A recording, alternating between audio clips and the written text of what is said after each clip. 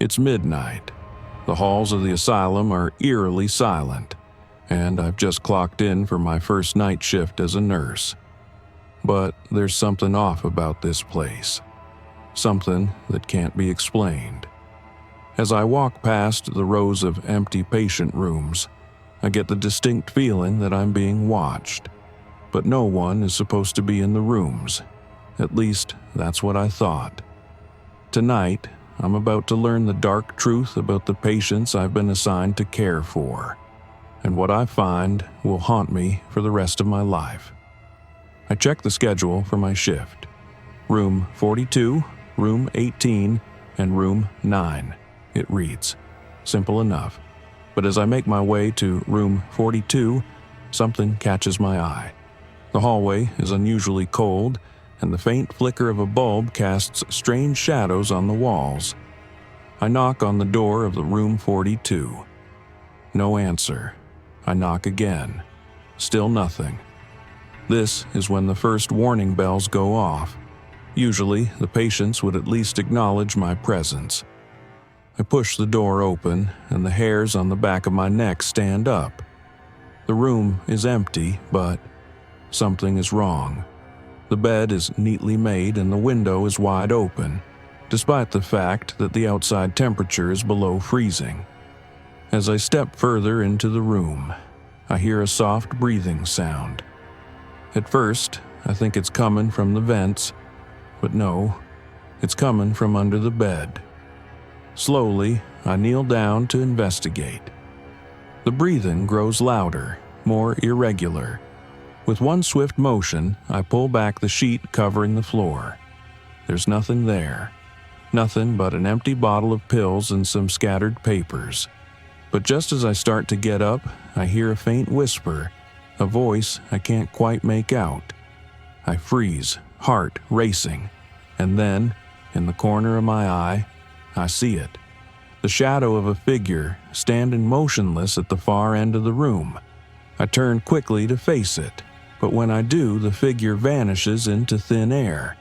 My breath catches in my throat as I step back, trying to steady myself. Was it just my imagination? Or is something darker at play in this place?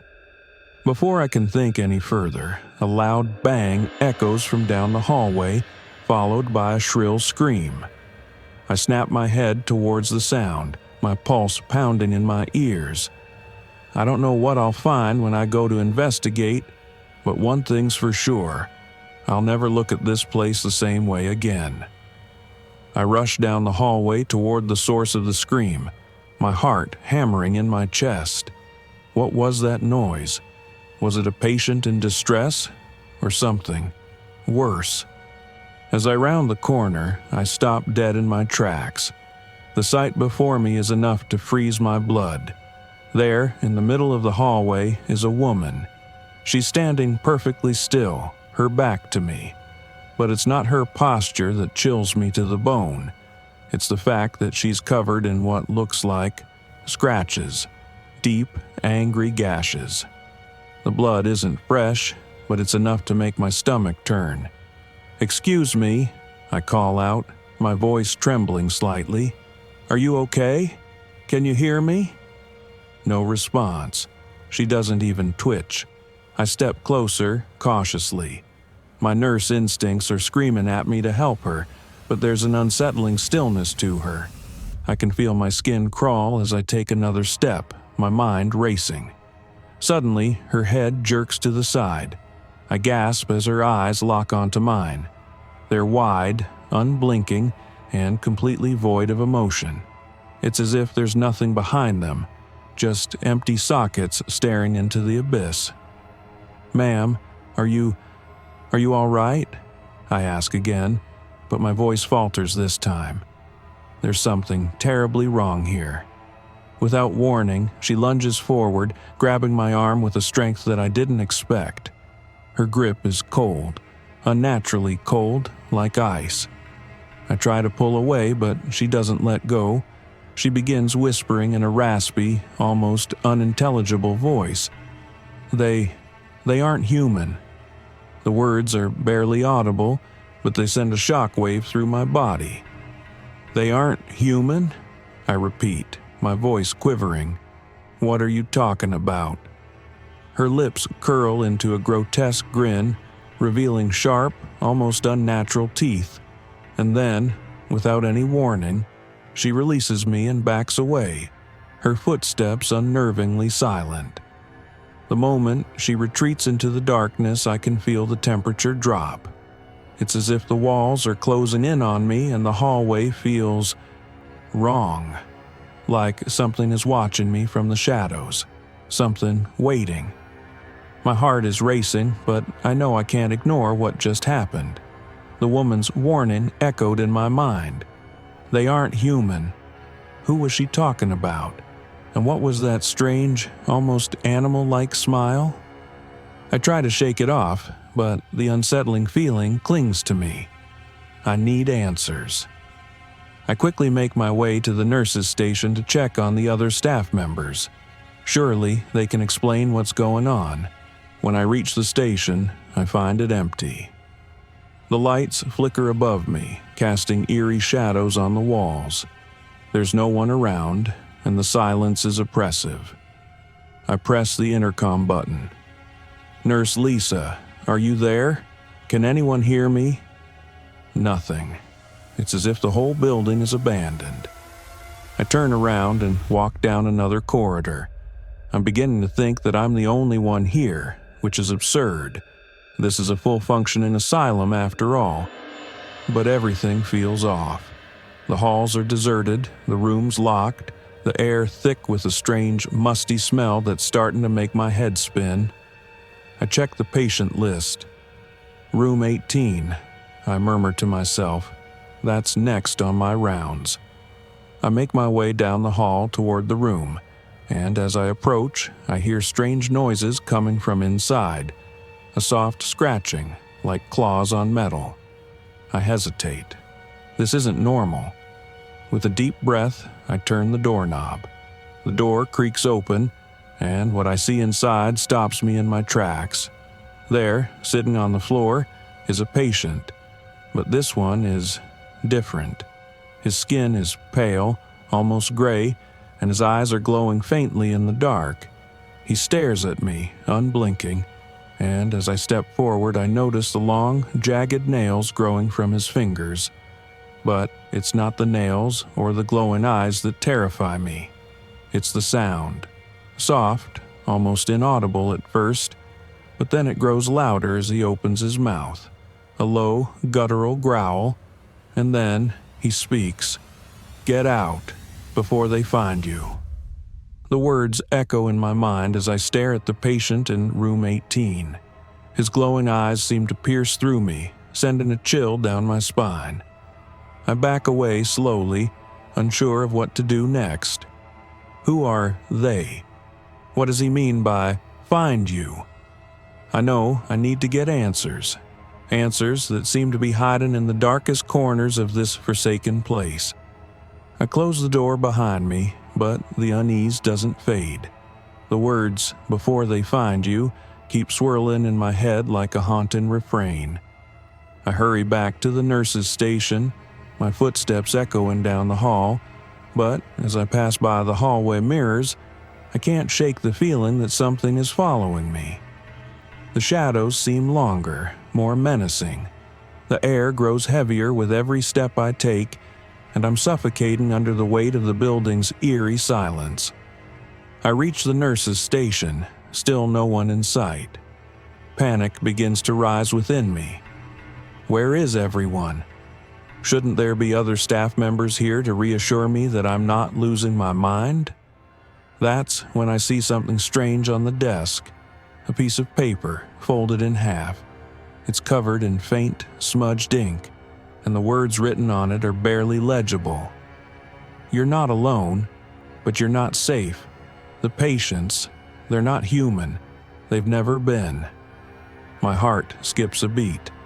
This message, it's a warning. But who wrote it? And why leave it here of all places?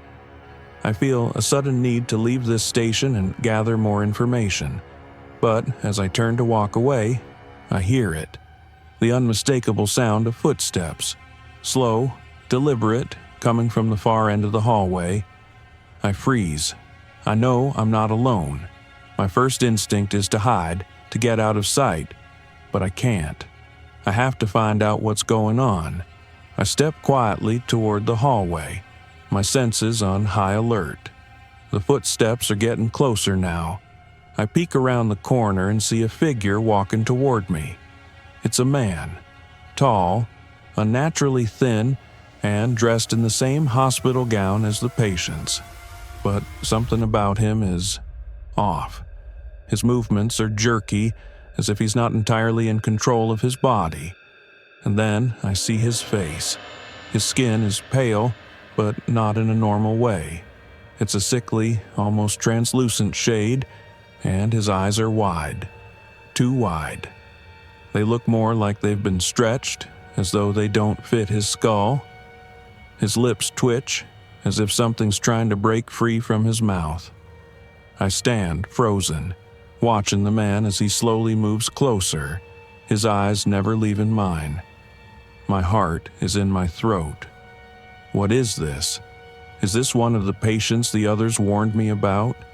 Is this a person or something else entirely? Just as he's about to pass me, he stops. He tilts his head to the side, his eyes widening even more. For a split second, I swear I see something crawling underneath his skin, something wriggling, trying to get out. But before I can react, the man's mouth opens wide and his voice comes out, raspy, like he hasn't spoken in years. They know you're here," he hisses. I back away, too terrified to speak. "Who?" I whisper, my voice barely audible. His lips curl into a twisted grin, revealing teeth that are too sharp to be human.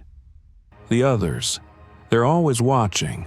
I turn and sprint down the hall, the sound of my footsteps mingling with the unsettling growls and whispers I hear coming from the rooms. My mind races with the terrifying realization that the patients, all of them, are no longer just patients. They've been changed, twisted into something unrecognizable. But by what? And who are the others that are watching me? I burst into another room, looking for any kind of clue, anything that might explain what I've just witnessed.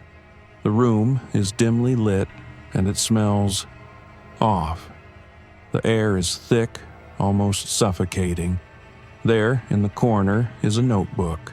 It's open, and the pages are filled with strange symbols, drawings of grotesque figures and fragmented sentences. The words are written in a language I don't recognize, but they have an eerie, hypnotic quality to them. They feed on fear. They are the hungry ones, the ones who came before us. I turn the page, and my blood runs cold.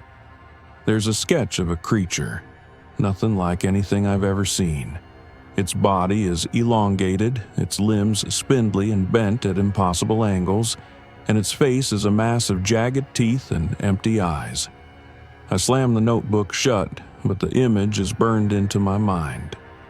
My thoughts are spiraling, each one more frantic than the last.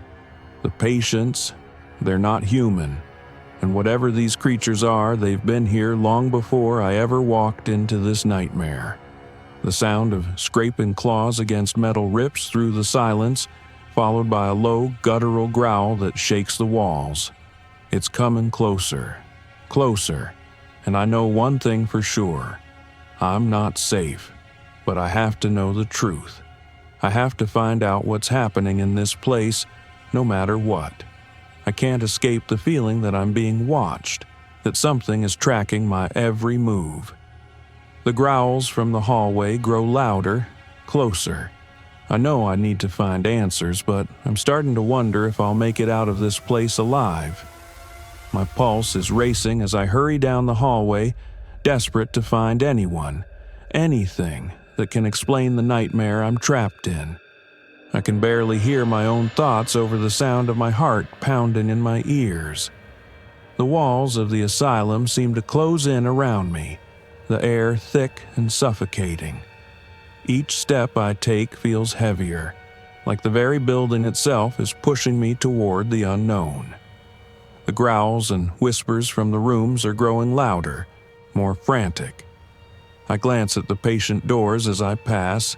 Each one seems to pulse with an unsettling energy, as if the rooms themselves are alive. I make my way to the security office. If anyone knows what's going on here, it's the staff, or at least that's what I keep telling myself. But when I open the door, I'm met with an eerie silence.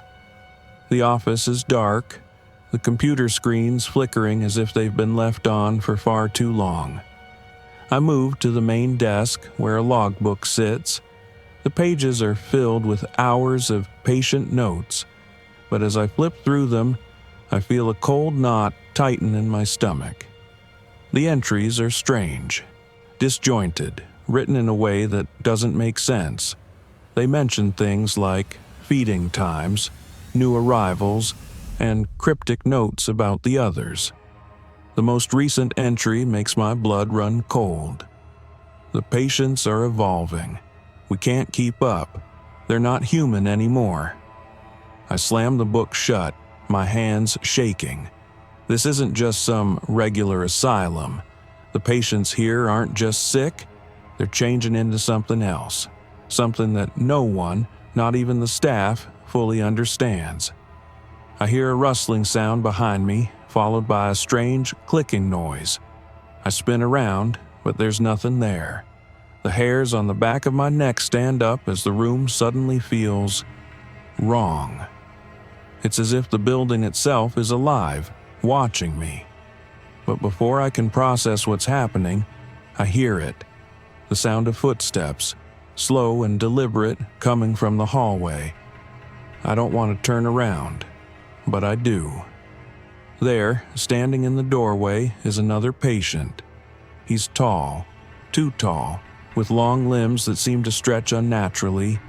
His face is gaunt, almost skeletal, and his eyes glow with an eerie light. His mouth twitches as if he's trying to smile, but it's not a friendly smile. It's twisted, predatory. His voice is low, guttural, and completely devoid of humanity. "You're still here. You shouldn't be. They're coming." My stomach drops. I take a step back, but my legs feel like they're made of stone. My mind races. Who are they? What does this man know? Why does he look like this? His body jerks violently, and I hear the sound of bones cracking and snapping, as if his joints are being forcibly repositioned. He lets out a sickening, hollow laugh, and for a moment, it's as though his skin isn't his own. It seems to shift, ripple, like something beneath it is trying to break free. I take another step back, my breath coming in shallow gasps. "What are you?" I whisper, my voice barely audible. He grins again, this time revealing sharp, jagged teeth. "We're becoming them," he says, his voice barely a whisper. "You'll join us too." Before I can react, the patient lurches forward, moving with unnatural speed. He reaches out toward me, his fingers stretching far too long. Too far. Panic surges through my veins as I dodge to the side, narrowly avoiding his grasp. I scramble backward, my heart in my throat, but he doesn't chase me. Instead, he stands there, watching me with those glowing eyes, his body still twitching as if struggling to maintain its shape. I don't have time to process what just happened. I need to leave. I need to get out of this nightmare before it's too late.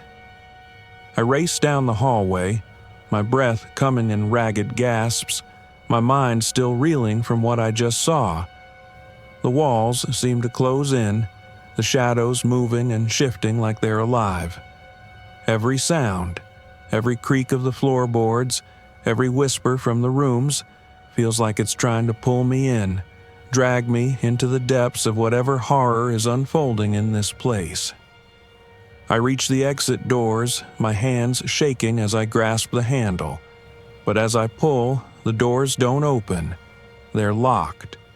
I turn around in a panic, looking for another way out.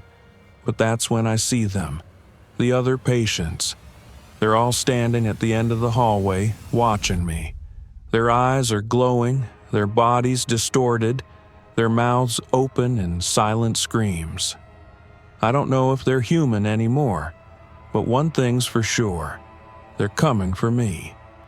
The cold metal of the door handle feels like ice in my trembling hands. I try again, pulling with all my strength, but the doors remain locked, unyielding. The sound of footsteps, slow, deliberate, echoes down the hallway. They're coming. I turn around, panic flooding my veins as the twisted patients advance, their eyes glowing in the dark. I'm trapped. I glance around desperately, searching for an escape, but the hallway is closing in on me. The walls feel like they're shifting, leaning in, suffocating me. The patients are getting closer now, their movements jerky and unnatural. Some of them walk on all fours, their long, spindly limbs skittering across the floor like insects. Others seem to glide, floating above the ground as if gravity no longer applies to them. Their faces are distorted, contorted with agony or hunger, I can't tell. Their mouths hang open, revealing rows of jagged teeth that seem to grow longer with every step they take.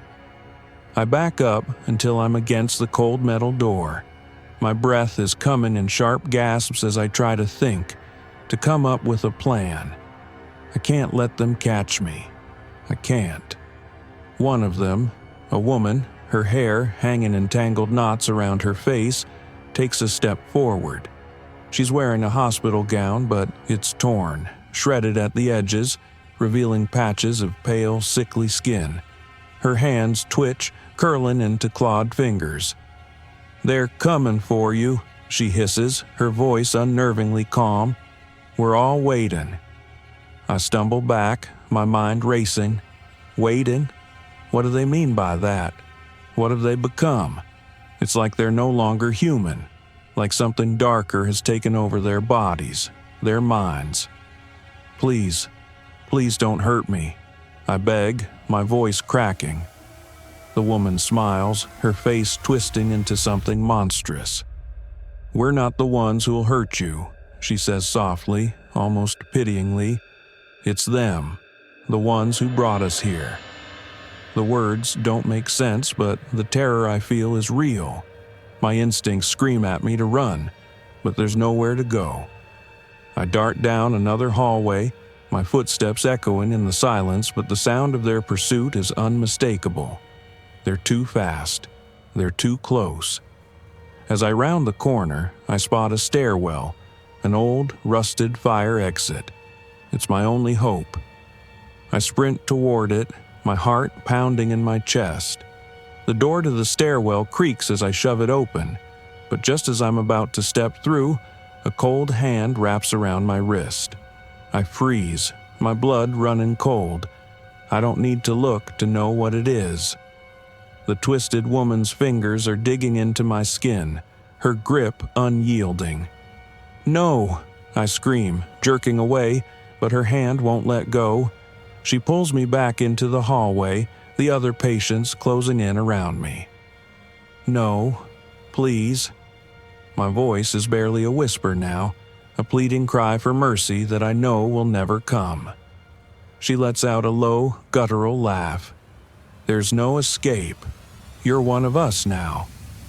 I'm pulled back toward the patients who are now encircling me. Their eyes are full of hunger, of an insatiable need for something I don't understand. I can feel the darkness closing in on me, drowning me in a wave of terror and despair. Suddenly, the lights above flicker.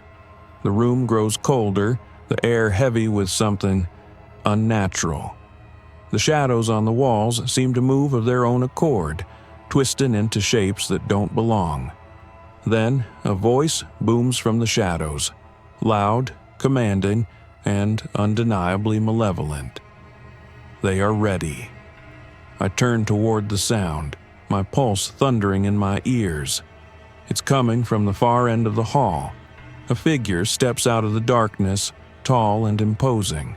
His face is shadowed, but I can see the outlines of his features, sharp, cruel, and far too pale. He steps forward, his eyes glowing like embers. "You should not have come here," he says, his voice cold, hollow. My knees buckle, the weight of his presence unbearable. The patients fall silent, stepping back in reverence. This figure, whoever he is, seems to hold some power over them, some command that they obey without question. He takes a step closer, and the temperature in the room drops even further. "You're too late," he says, his words cold as ice. "The transformation is complete. You can't stop it."